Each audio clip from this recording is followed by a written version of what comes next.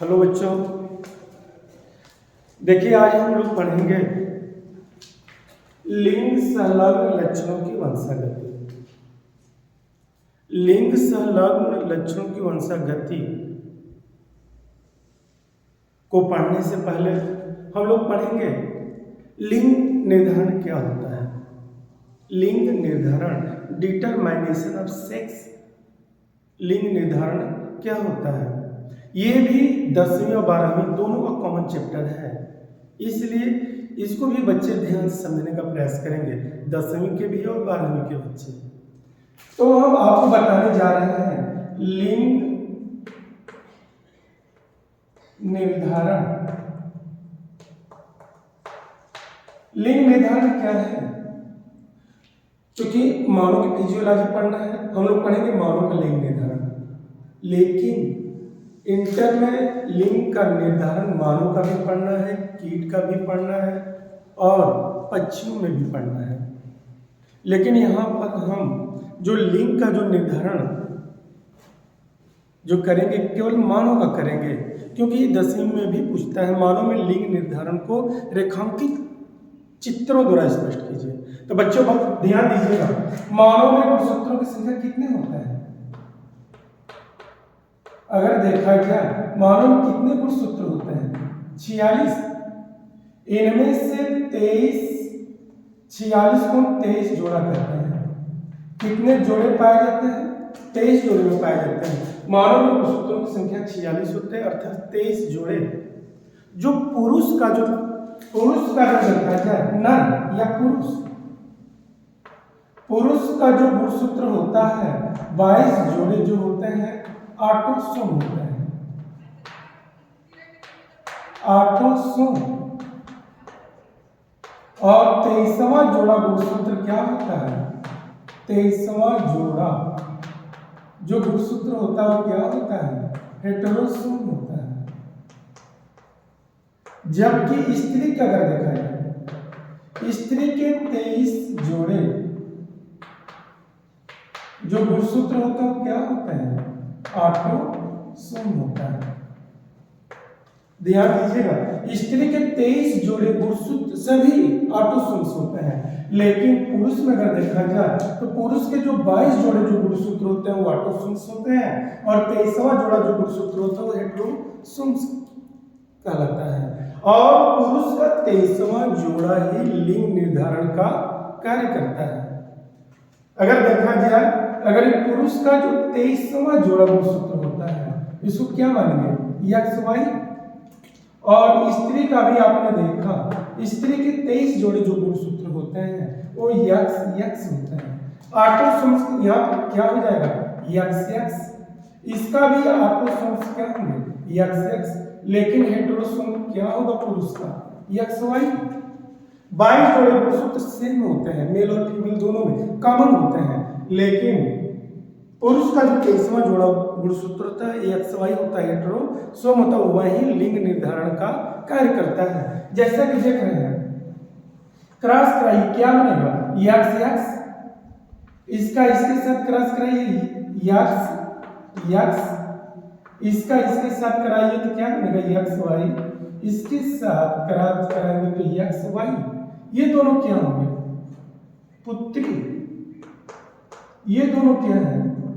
पुत्र। ध्यान दीजिएगा, पुरुष का जो 23वां जोड़ा गुणसूत्र होता है XY होता है, जबकि स्त्री के 23वें जोड़े गुणसूत्र ऑटोसोम्स होते हैं। इससे आपको पता चला कि मानव में लिंग का निर्धारण कौन करता है, पुरुष या स्त्री? तो मानव में लिंग का निर्धारण कौन करता है? पुरुष करते हैं। बच्चों ध्यान रखिएगा, मानव में जो लिंग का निर्धारण होता है पुरुष करता है। 12वीं में ही पूछा जाता है कि एक परिवार में केवल लड़कियां पैदा होती हैं, इसका दोष महिलाओं को दिया जाता है। ये सही या गलत? विज्ञान द्वारा यह सिद्ध कर दिया गया है कि लड़कियों का पैदा होना या लड़कों का पैदा होना, इसके लिंग के निर्धारण में पुरुष ही भाग लेता है, न कि महिलाएं। अर्थात लिंग का निर्धारण पुरुष करते हैं। अगर समाज में लड़कियां पैदा हो रही हैं तो इसका दोष महिलाओं को न देकर के पुरुष को देना चाहिए, क्योंकि विज्ञान ने भी प्रमाणित कर दिया है। और आप भी यहाँ पर देख रहे हैं क्रॉस के द्वारा जहां पर ये वाई गुणसूत्र जाएगा वहां पर पुत्र का निर्माण होगा। ये वाई गुणसूत्र स्त्री में है पुरुष में? तब पता चलेगा जो ये वाई गुणसूत्र है वो किसमें है? पुरुष में है। इसलिए लिंग का निर्धारण कौन करेगा बच्चों? पुरुष करते हैं, न कि महिलाएं। ये 4 नंबर का क्वेश्चन है। आएगा लिंग निर्धारण। मानव लिंग निर्धारण को रेखांकित चित्रों द्वारा स्पष्ट कीजिए। आएगा तो कर लेंगे। मानव में 46 गुणसूत्र पाए जाते हैं अर्थात 23 जोड़े।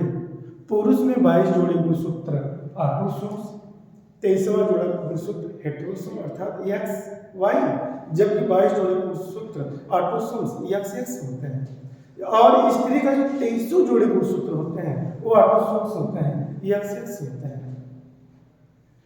और क्रॉस द्वारा यहाँ पे स्पष्ट हो गया कि लिंग के निर्धारण में पुरुष भाग लेता है, न कि महिलाएं। अब हम लोग पढ़ेंगे जो ये मेन टॉपिक जो पढ़ रहे हैं ना, लिंग संलग्न लक्षणों की वंशागति। लिंग में संलग्न लक्षणों की वंशागति का यहाँ पे आपके सिलेबस में 2 टॉपिक हैं। लिंग संलग्न लक्षण किसे कहते हैं? ऐसे लक्षण जो लिंग गुणसूत्रों पर पाए जाते हैं और माता और पिता दोनों से उनके पुत्र और पुत्री में पहुंचते रहते हैं। ऐसे लक्षण को लिंग संलग्न लक्षण कहा जाता है। एक बार और समझ लीजिए, लिंग संलग्न लक्षण किसे कहते हैं? ऐसे लक्षण जो लिंग गुणसूत्रों पर पाए जाते हैं और माता तथा पिता दोनों से उनके पुत्र एवं पुत्री दोनों में पहुंचते रहते हैं। ऐसे लक्षण को लिंग संलग्न लक्षण कहा जाता है। आपके सिलेबस में 2 प्रकार के लिंग संलग्न लक्षण पढ़ना है। एक है वर्णांधता,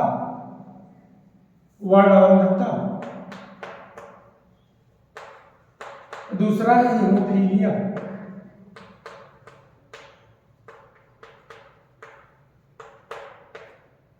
ये लिंग संलग्न लक्षण है आपके, वर्णांधता और हीमोफीलिया। वर्णांधता किसे कहते हैं? Colour blindness. क्या है वर्णांधता? ऐसे व्यक्ति जिनमें लाल तथा हरे रंगों में अंतर कर पाने की क्षमता नहीं होती है। ऐसे व्यक्ति जिनमें लाल और हरे रंगों में अंतर कर पाने की क्षमता नहीं होती है, ऐसे व्यक्ति वर्णांधता के रोगी कहलाते हैं। ये किसी भी प्रकार के कुशल चालक नहीं बन सकते, किसी प्रकार के वाहन के ड्राइवर नहीं बन सकते, क्योंकि दुर्घटनाएं होने का भय रहता है। क्योंकि सिग्नल रेड या ग्रीन होते हैं, रेड और ग्रीन में जब इनमें अंतर कर पाने, डिफरेंस कर पाने की जब क्षमता होगी नहीं, ऐसे व्यक्ति वर्णांधता के रोगी कहलाते हैं। यह किन लिंग गुणसूत्रों में पाए जाते हैं? यक्स या वाई। तो पता चलेगा कि वर्णांधता यक्स लिंग संलग्न लक्षण है।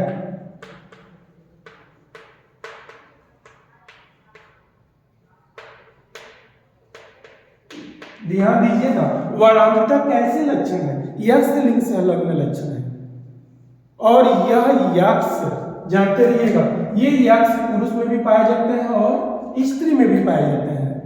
इसलिए यक्स लिंग संलग्न लक्षण जो होते हैं उनके पिता और माता से पुत्र और पुत्री दोनों में पहुंचते हैं। इसके कोड को ध्यान रखिए। ध्यान देकर इसको कोड को ध्यान नहीं देखेंगे तो आप इससे संबंधित क्वेश्चन आप नहीं कर सकते। सामान्य पुरुष का कोड क्या लिखेंगे? X Y. रोगी पुरुष, वर्णांधता का रोगी पुरुष का जो कोड होगा उसको क्या लिखोगे? एक्स सी वाई सी। और सामान्य स्त्री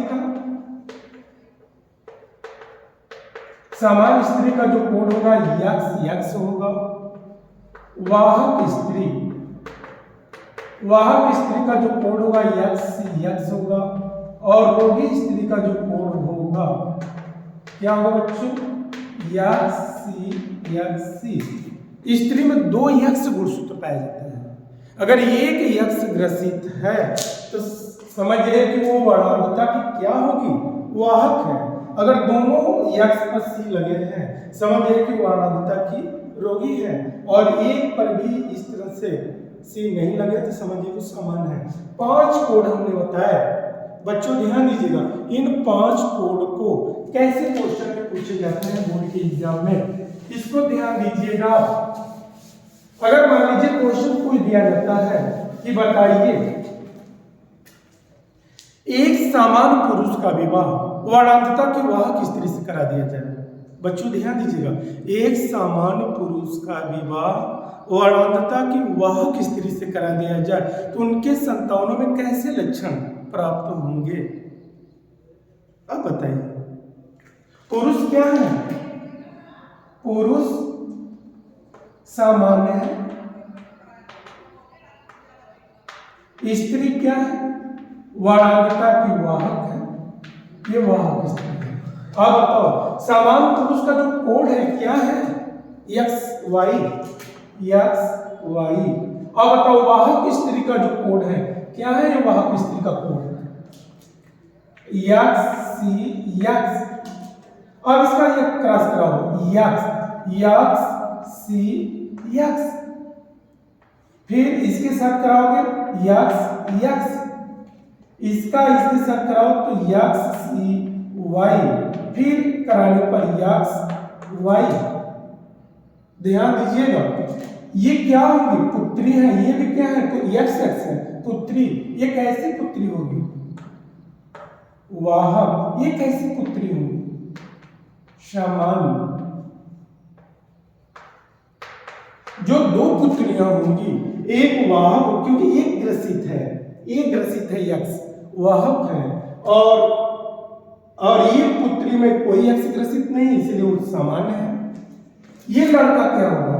रोगी, और ये लड़का क्या होगा? सामान्य।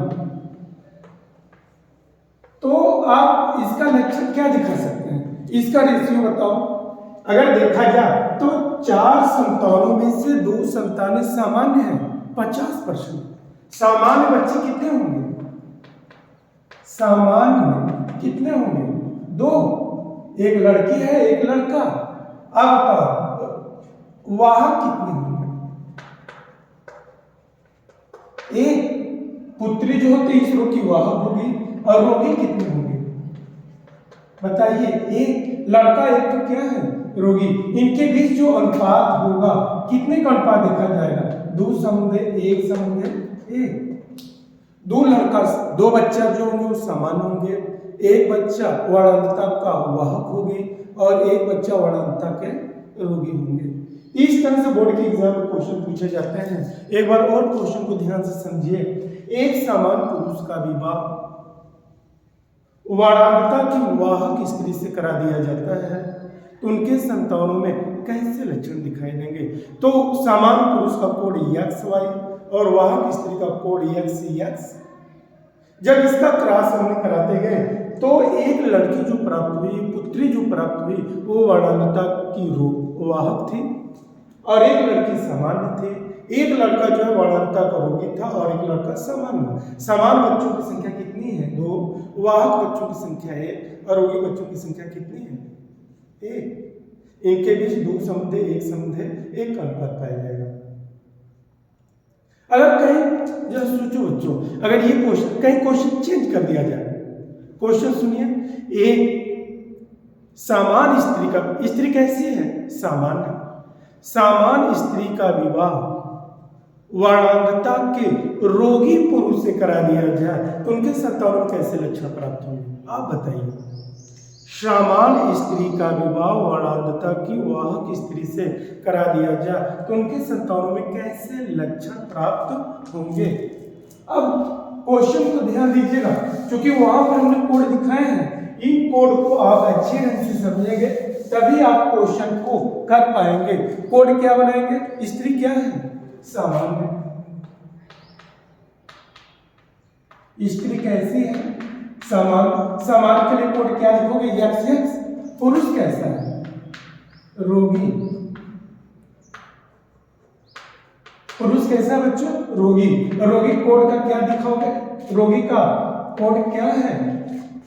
एक्स सी वाई। अब क्रॉस कराओ, क्या होगा? एक्स सी एक्स,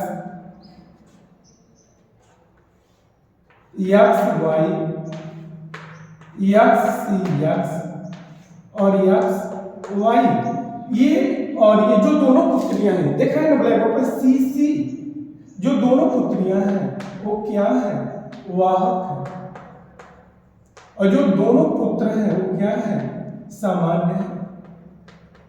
अब बताओ समान बच्चों की संख्या कितनी है, ये समान पुत्र है, वाहक पुत्री है, समान पुत्र है और वाहक पुत्री है, और इनका जो अनुपात अगर हम इसको दिखाएं, ये कितने अनुपात में प्राप्त हो रहे हैं, तो दो बच्चे सामान्य हैं, अनुपात किया जाए तो समान बच्चों की संख्या कितनी है, समान दो बच्चे हैं और वाहक बच्चे कितने हैं, दो बच्चे सामान्य हैं, दो बच्चे वर्णांतता की वाहक है। जितनी पुत्रियां पैदा हुई, जबकि स्त्री समान है लेकिन पुत्री वर्णांतता की वाहक है। बच्चों इस तरह से क्वेश्चन पूछे जाएंगे।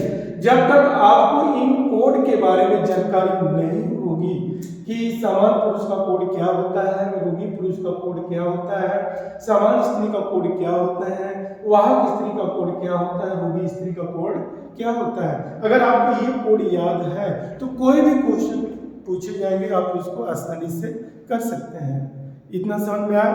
अगर ध्यान दीजिएगा, अगर बोर्ड के एग्जाम में इस तरह से क्वेश्चन पूछे जाएंगे, लिंग संलग्न लक्षण किसे कहते हैं, ऐसे लक्षण जो लिंग गुणसूत्रों पर पाए जाते हैं, जो उनके माता और पिता से पुत्र पुत्रियों में पहुंचते रहते हैं, ऐसे लक्षणों को लिंग संलग्न लक्षण कहा जाता है। सिलेबस के अनुसार अगर देखा जाए तो वर्णांतता और हीमोफीलिया दो एक लिंग संलग्न लक्षण होते हैं।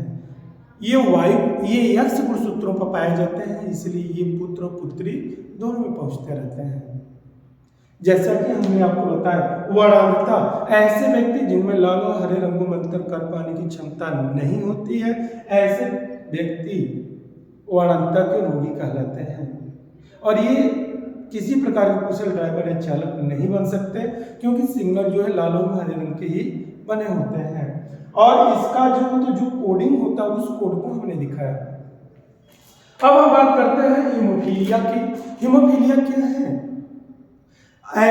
जिन्हें चोट लगे, ऐसे व्यक्ति जिन्हें चोट लग जाए या उंगली कट जाए या कोई अंग क्षतिग्रस्त हो जाए, उन अंगों से रुधिर बहने लगता है और रुधिर का थक्का नहीं जमता है, ऐसे व्यक्ति किसके रोगी होते हैं, हीमोफीलिया के रोगी होते हैं। कभी कभी पूछ देता है रुधिर के थक्का जमान में कौन से रुधिर कणिकाएं भाग लेती हैं, प्लेटलेट्स। रुधिर के थक्का जमाने में कौन सी रुधिर कणिकाएं भाग लेती हैं, पीबीसी प्लेटलेट्स रुधिर कणिकाएं। लेकिन यहाँ पर ध्यान दीजिएगा, हीमोफीलिया को पढ़ना है। ऐसे व्यक्ति जिनके चोट लग जाने से, अंग कट जाने से रक्त का स्राव होते रहते हैं, रुधिर का थक्का नहीं जमता है, ऐसे व्यक्ति हीमोफीलिया के रोगी कहलाते हैं। और इनका जो कोड होता है सेम होता है। सामान्य पुरुष का कोड XY रहेगा, रोगी पुरुष का कोड में जो लिखेंगे अब H दिखा देंगे, ये H। और समान स्त्री का कोड में क्या होंगे, XX होंगे। और वाहक स्त्री का कोड एक H दिखा देंगे, एक को समान दिखाएंगे। और रोगी स्त्री का जो कोड होगा XH, इसके दोनों H पर H होंगे। अगर इस तरह से क्वेश्चन पूछ दे, इससे संबंधित पूछ दे, बताइए वर्णांतता के रोगी स्त्री का विवाह, क्वेश्चन को ध्यान सुनिएगा, वर्णांतता के रोगी स्त्री का विवाह एक सामान्य पुरुष से करा दिया जाए तो उनके संतानों में कैसे लक्षण प्राप्त होंगे। अब बताओ, वर्णांतता एक हीमोफीलिया की रोगी स्त्री का जो विवाह है, स्त्री क्या है, रोगी स्त्री का जो विवाह है एक समान पुरुष से करा दिया गया, हीमोफीलिया से ग्रसित जो स्त्री है उसका कोड क्या बनाएंगे, रोगी स्त्री। ध्यान दीजिएगा बच्चों, रोगी स्त्री कैसे है, रोगी, इसके दोनों यक्ष क्या होंगे, ग्रसित है। और पुरुष क्या है, सामान्य पुरुष है। समान पुरुष का कोड क्या लिखोगे, यक्स वाई होगा। और जब समान पुरुष का जब अब क्रॉस कराइए तो क्या होगा, यक्स यक्स यक्स। इसका भी क्रॉस कराएंगे तो क्या बनेगा, यक्स यक्स यक्स। और इसका इसके साथ क्रॉस कराएंगे तो यक्स यक्स वाई, और इसके साथ कराएंगे तो यक्स यक्स वाई। अब ध्यान दीजिएगा, ये दोनों एक x x x x x x दोनों पुत्रियां हैं। दोनों पुत्रियां क्या होंगी, ध्यान दीजिएगा यहाँ पर क्या लिखा गया है। यदि एक यक्स ग्रसित है तो एक यक्स ग्रसित है तो क्या होगी, हीमोफीलिया की वाहक होगी, अर्थात ये वाहक पुत्री होंगी। और ये दोनों जो पुत्र हैं, यहाँ पर जो कोड दिखाया गया है, ये यहाँ पर ये जो कोड दिखाए गए हैं किसके दिखाए गए हैं, यक्स यक्स वाई। दोनों पुत्र जो होते हैं कैसे होंगे, रोगी पुत्र। तो रोगी स्त्री का विवाह अगर समान पुरुष से करा दिया जाए तो दोनों लड़कियां जो पैदा होंगी वो हीमोफीलिया की वाहक होंगी, और जो दोनों बच्चे प्राप्त होंगे, जो पुत्र प्राप्त होंगे, वो हीमोफीलिया के रोगी होंगे। अगर इनके बीच अनुपात पूछा जाए, रोगी पुत्र कितने हैं, 2, वाहक कितने हैं। अगर यहाँ पर चूंकि क्या है, लक्षण अगर पूछ दिया जाए, रोगी कितने हैं, वाहक कितने हैं, तो संबंधित 2 बच्चे हीमोफीलिया के रोगी होंगे और 2 बच्चे हीमोफीलिया के वाहक होते हैं। यही चीजें हमने आपको बताया लिंग संलग्न लक्षणों की वंशागति। लिंग संलग्न लक्षणों की वंशागति को पढ़ाने से पहले हमने आपको ये बताया कि मानव में लिंग का निर्धारण कैसे होता है और लिंग संलग्न लक्षण क्या है। ये लिंग संलग्न लक्षण क्या एक्स गुणसूत्र पर पाए जाते हैं या वाई गुणसूत्र पर पाए जाते हैं। हमने बताया लिंग संलग्न लक्षण हीमोफीलिया है, मलानता है, ये दोनों जो लक्षण होते हैं किन गुणसूत्रों पर पाए जाते हैं, बताइए। यक्स लिंग संलग्न होते हैं, ये किस गुणसूत्र पर पाए जाते हैं, यक्स लिंग गुणसूत्रों पर पाए जाते हैं।